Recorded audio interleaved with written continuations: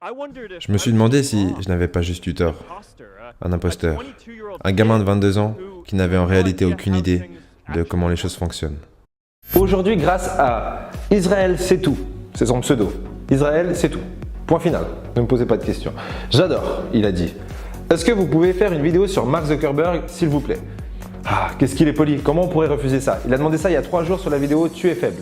Et du coup, aujourd'hui, on a le plaisir de vous présenter la vidéo de Mark Zuckerberg qui va vous rappeler qu'avoir un but, c'est bien, mais pas suffisant.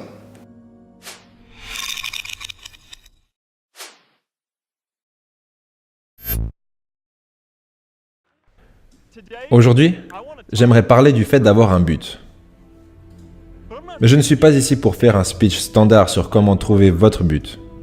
Nous sommes des millennials. On essaie de faire ça instinctivement. Au lieu de ça, je suis ici pour vous dire que de trouver votre but n'est pas suffisant. Le challenge pour notre génération est de créer un monde où tout le monde a le sentiment d'avoir un but. L'une de mes histoires préférées, c'est quand JFK est allé visiter le centre spatial de la NASA et il y avait un concierge qui tenait un balai. Il lui a demandé qu'est-ce qu'il faisait là et le concierge lui a répondu « Monsieur le Président, j'aide à envoyer un homme sur la Lune ». Avoir un but, c'est avoir le sentiment que vous faites quelque chose qui est plus grand que vous-même, que vous êtes nécessaire et qu'il y a quelque chose de meilleur qui vous attend et pour lequel vous pouvez travailler.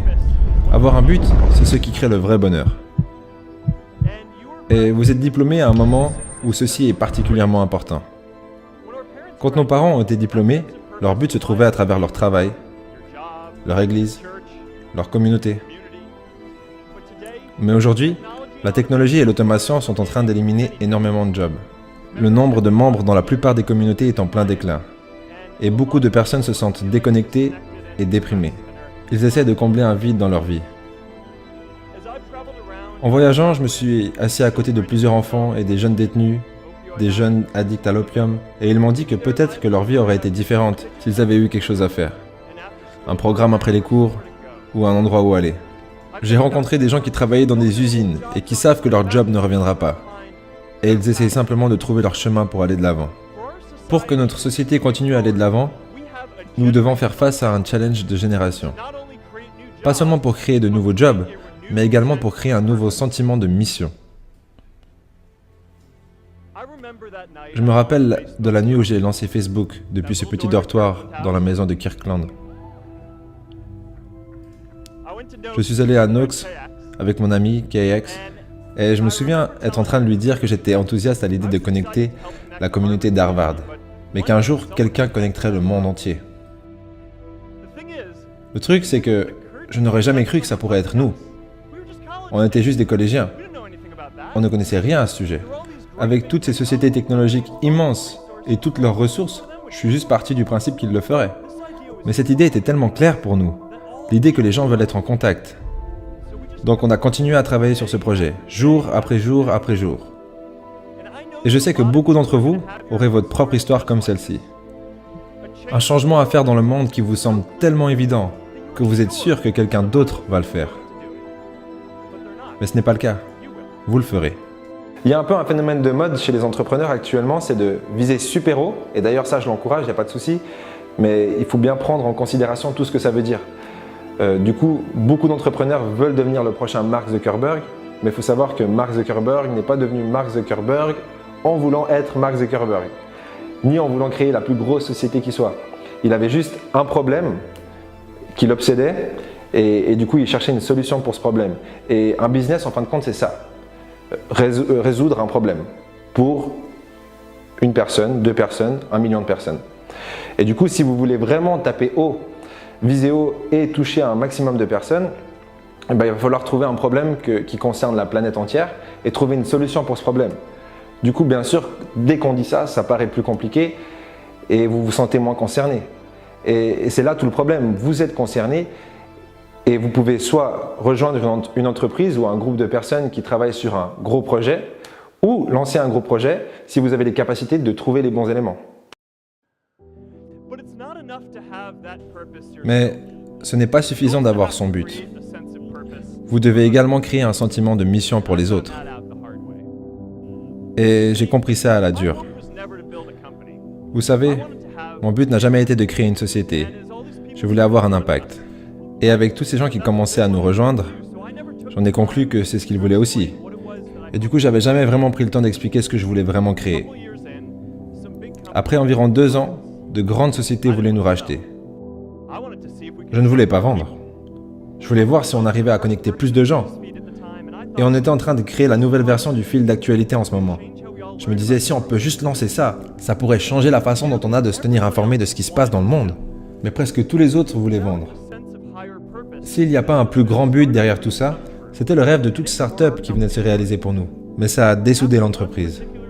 Après une conversation très tendue, un de mes conseillers les plus proches m'a dit que si je n'acceptais pas de vendre cette société maintenant, je regretterais cette décision pour le reste de ma vie.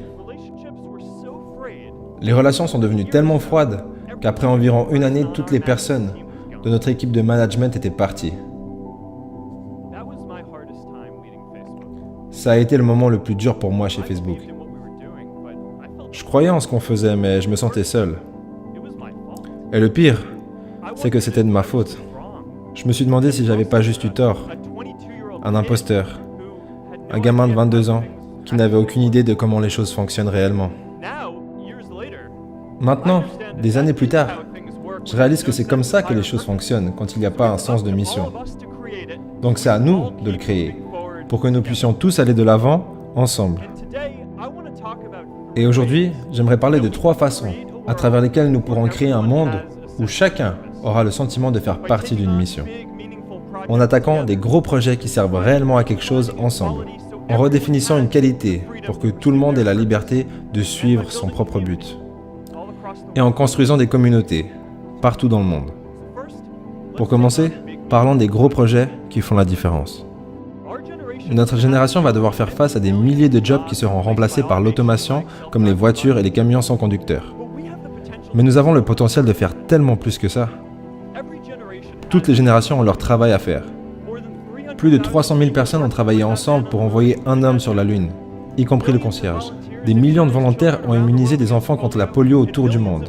Et des millions d'autres personnes ont créé le barrage d'Hoover. Et plein d'autres projets exceptionnels. Et maintenant, c'est au tour de notre génération de réaliser des choses exceptionnelles. Maintenant, je sais, vous vous dites probablement, mais je ne sais pas comment construire un barrage. Je ne sais pas comment rassembler 1 million de personnes pour quoi que ce soit. Alors, laissez-moi vous donner un secret. Personne ne sait quand il commence. Les idées n'arrivent pas entièrement formées.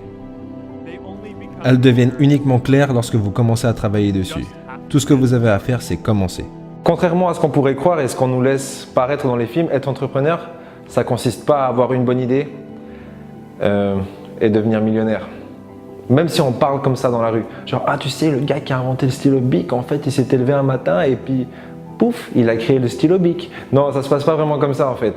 C'est plutôt un tas d'idées et de mauvaises idées pour une idée parmi 100 mauvaises idées. Une bonne idée parmi 100 mauvaises idées. Et le concept, c'est comment est-ce que vous allez savoir quelle est la bonne idée? Eh bien, l'idée, ça va être d'exécuter le plus rapidement possible sur toutes ces idées et les crash tester sur la réalité, comme je dis, pour voir si c'est une bonne idée ou pas. Et on dit que c'est pas vous qui choisissez la bonne idée, mais c'est la bonne idée qui vous choisit. Et en fin de compte, il y a beaucoup d'entrepreneurs qui ont une idée et qui du coup qui la protègent. Ils en parlent même pas tellement qu'ils ont peur qu'on leur vole cette bonne idée. Mais ça ne marche pas comme ça.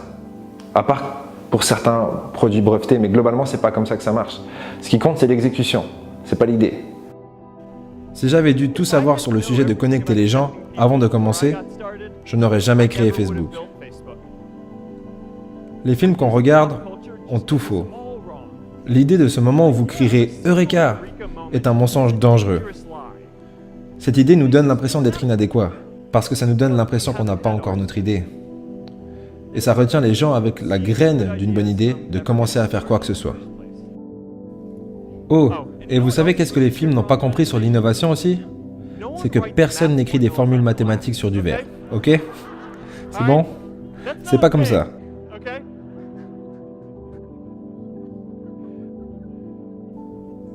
C'est peut-être bien d'être idéaliste, mais soyez préparés à être incompris.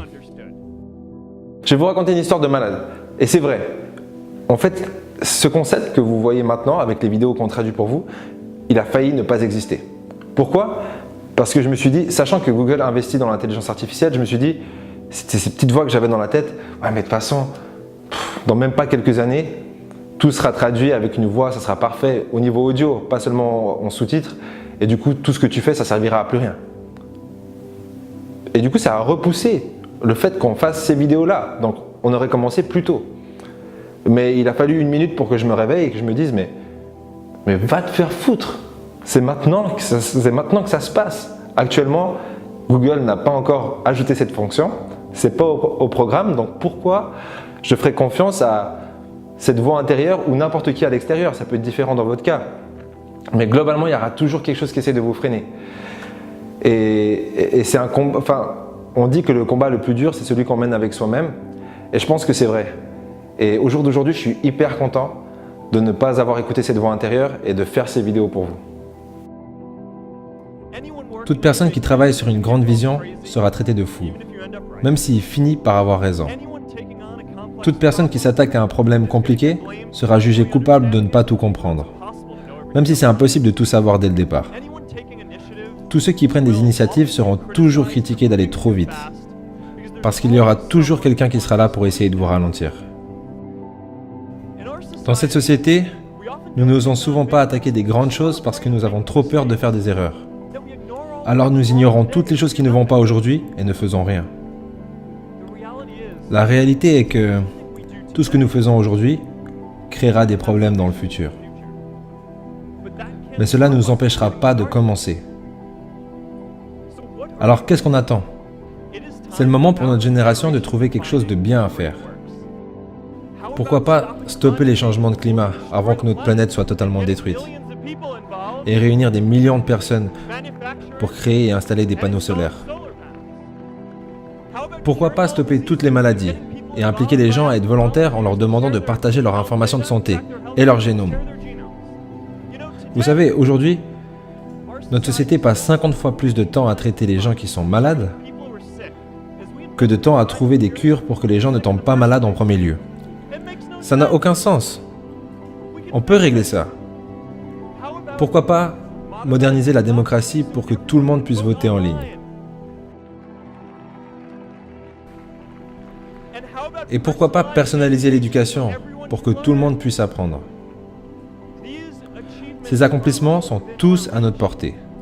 Occupons-nous de tout ça d'une façon qui apportera un rôle à chacun d'entre nous dans cette société. Faisons de grandes choses, pas uniquement pour créer le progrès, mais pour avoir un but. Ne quittez pas cette vidéo si vous voulez découvrir quel sera notre prochain épisode. Juste avant de découvrir cet épisode, dans la description, comme d'habitude, il y a le livre Motivation, kit de survie, tuer le confort, votre vie en dépend, et ça vous aidera à mettre en pratique les conseils que vous avez dans ces vidéos. On découvre sans plus attendre quel sera notre prochain épisode. Donc s'attaquer à de gros projets qui ont un réel sens est la première chose que l'on peut faire pour créer un monde où tout le monde aura le sentiment d'avoir une mission. La deuxième chose est